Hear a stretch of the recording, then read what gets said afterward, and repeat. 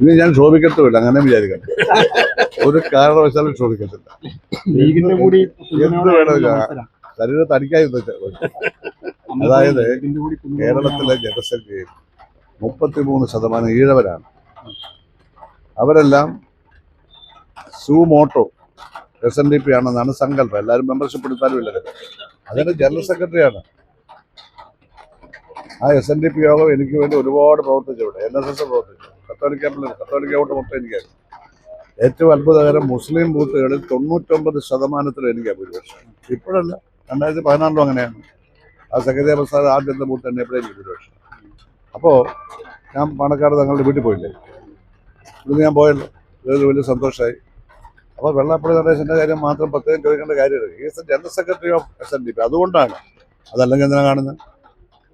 അദ്ദേഹത്തിന്റെ അഭിപ്രായങ്ങൾ അദ്ദേഹത്തിൻ്റെതാണ്, ഞങ്ങളുടെ ഒന്നും അല്ലല്ലോ. മുസ്ലിം വിഭാഗം സോഷ്യൽ മീഡിയയിൽ ഏതവനെ എഴുതാൻ വയ്യാത്ത? സോഷ്യൽ മീഡിയ ആരും ഞാൻ വായിക്കാറില്ല. Social media